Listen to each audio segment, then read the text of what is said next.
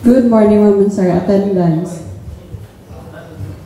Isa po por Goltia, isa po por Pakulba, isa po 3 Libutan, isa po 3 Lianas, isa po 3 Paderanga, isa po 3 Rosario,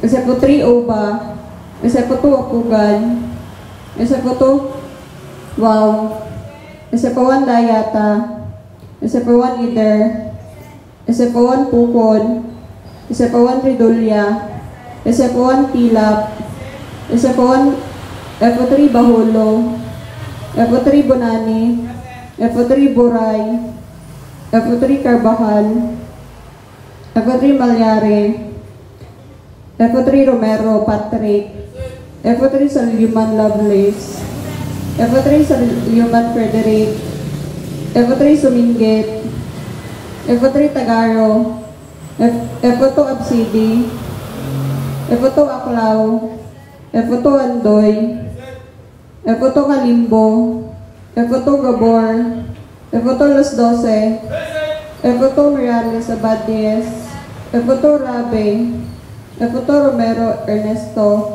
F2 Tamiok, F2 Virador, F1 Abaw, F1 Alcesto, F1 Almasin, F1 Akuno, F1 Ayaay, F1 Bagulbol, F1 Bukingo, F1 Bonita, F1 Cabigas, F1 Calizo, F1 Co,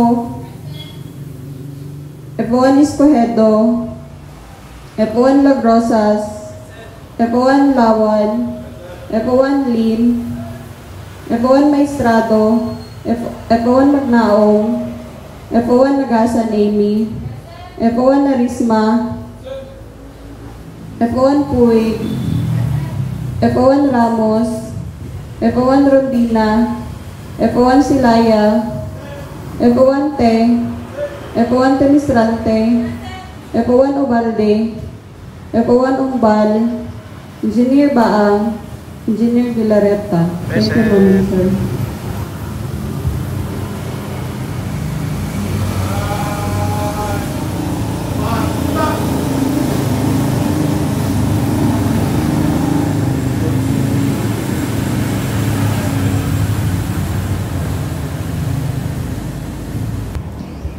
To our Assistant Regional Director for Administration, Fire Senior Superintendent Alan A. Cabot, sir. To other key officers, fellow firefighters, non-uniformed personnel, ladies and gentlemen, good morning. Welcome to the Bureau of Fire Protection Regional Office 10 Traditional Monday Flag Raising Ceremony. We are your hosts from the Office of the Financial Management Division, headed by Fire Chief Inspector Mark E. Flores, sir. And now, the ceremony begins.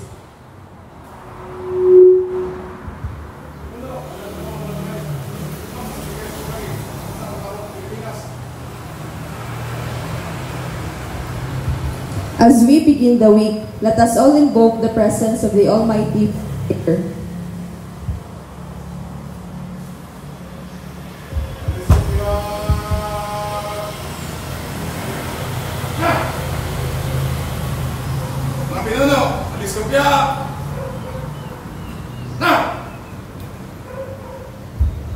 For the Catholics, let us make the sign of the cross. In the name of the Father, the Son, and the Holy Spirit. Amen. Loving and gracious Heavenly Father, we acknowledge your holy presence today. We thank you for you are our infinite source of peace, love, and wisdom. We know that your Holy Spirit guides and directs us. Your love enfolds us, and your light illuminates us. Lord, we entrust to you everything in our lives. Despite of the various challenges that we are facing in our society today, we remain steadfast to cling to your words, because we believe that you will always make a way for us. As we start to do our job of the week, we always pray for your spiritual guidance and direction, because we are nothing without you. We need you, Father God, not only in moments of great difficulty and danger, but in every second of our lives. Lord, we pray for our leaders from the President down to the lowest position in the government.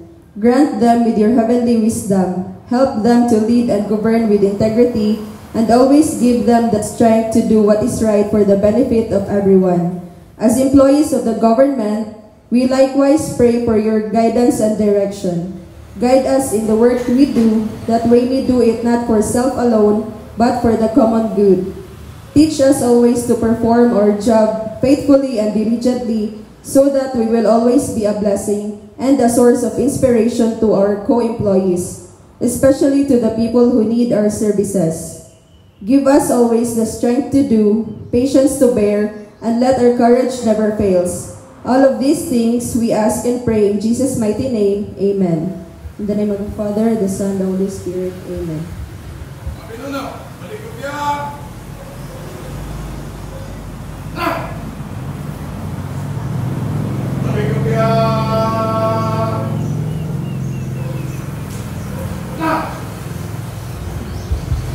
Ladies and gentlemen, the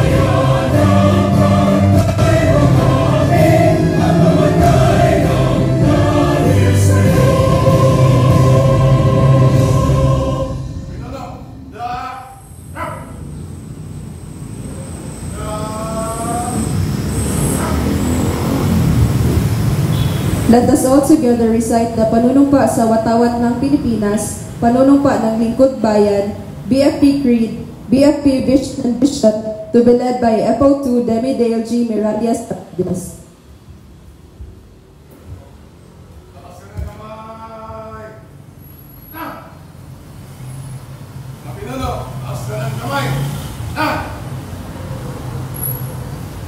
Panunumpa sa watawat ng Pilipinas.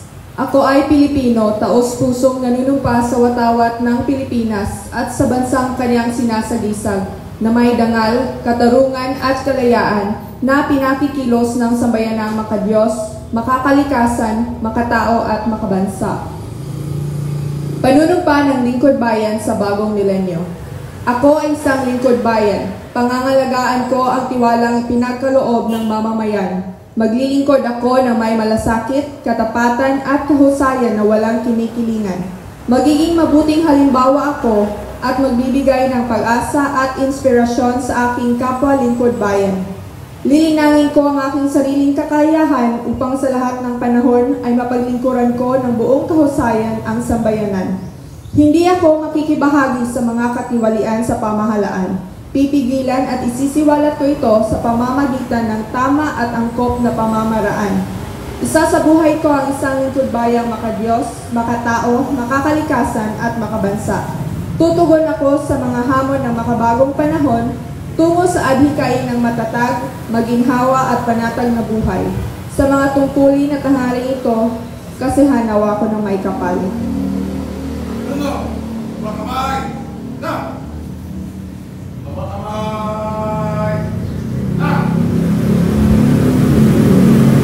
Firefighter's Creed. I believe in Almighty God, the architect of the universe and the creator of the firefighters. I will faithfully love and obey Him, ask for His enlightening guidance in the performance of our sworn duties and responsibilities, and to set good example.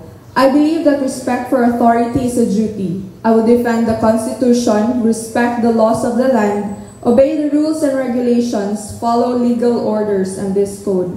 I commit myself to love, respect, and serve without reservation. I believe in the sanctity of marriage and a wholesome family life. I shall live a simple and modest life. I believe in the wisdom of honesty, trustworthiness, and truthfulness at all times. My prime duty is to protect and save lives, properties, and conserve the environment. So help me God. BFP Vision, a modern fire service fully capable of ensuring a fire-safe nation by 2034. BFP Mission, we commit to prevent and suppress destructive fires, investigate its causes, enforce fire code and other related laws, respond to man-made and natural disasters, and other emergencies.